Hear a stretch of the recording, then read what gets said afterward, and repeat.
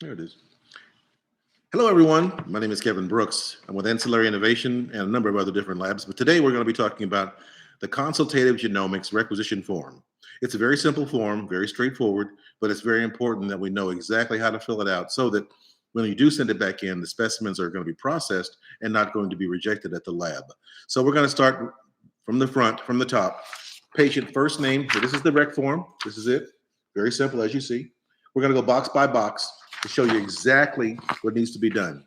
First name, last name, biological sex, no comments, please, date of birth, and your phone number.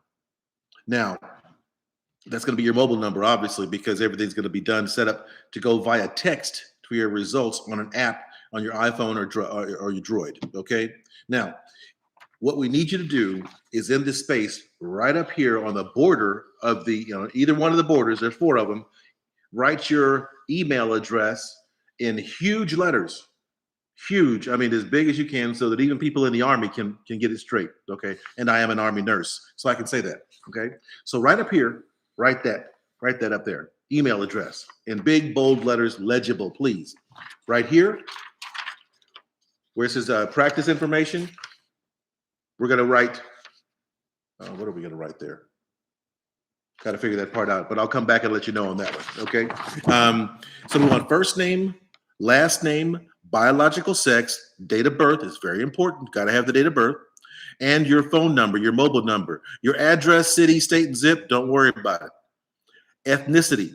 Make sure you check off what you are. African American, Asian, Caucasian, Hispanic, Jewish, Ashkenazi, Portuguese, other. Just write. Please check one of those. Insurance, we got to have insurance, folks. If you're insured, make sure you have your cards, all the information you could possibly get off that card, put it in there, okay? Social security number, got to have your social. If you are not insured, then you have to have your social security number, and your primary insurance is going to be CARES Act. But you got to have your social in there, okay? Have to. And the name of person insured or uninsured, and your date of birth. All right, don't worry about attaching your driver's license or anything like that to it. Don't worry about that. Okay, just make sure that you've got the insurance information, your social security number, and CARES Act in there with your social. But either way, everyone has to have their social. Beneath that, your specimen information. Just put your initials under collected by. Don't check either one of those boxes. Under the next box, tests, you want to make sure you write COVID, check COVID AB, which is COVID antibodies, and check that capillary. Check that box. Do not check the PCR box or the rapid test box. Just COVID AB, which is antibody, and the capillary. Under the diagnosis ICD-10 codes, you're going to check either the Z03.818 code or the Z20.828 code. You're going to check one of those boxes. If you have symptoms, then you're going to find your symptom on there or other and write it in.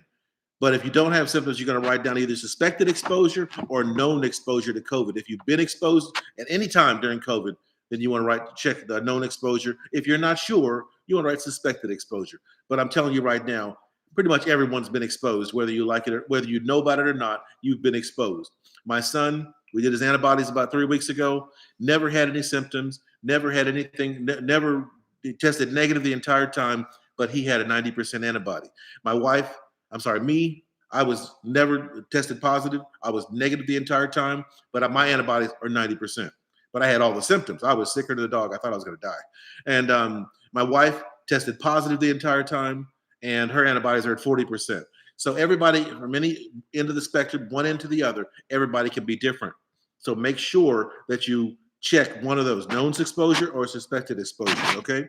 After that, there's no authorizing signature needed, because for COVID, there's no doctor signature necessary, all right? None. Don't worry about that. Just send it in. And then we need to have your signature and your date in the lower right-hand corner. Make sure we got all that information.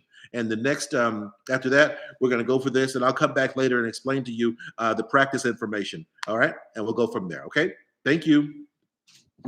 Oh, I just got it. Sorry. Practice information. We're going to write ICP, Integrated Care Professionals. That's who it's going under, okay? That's Aisha's group, ICP. Thank you very much.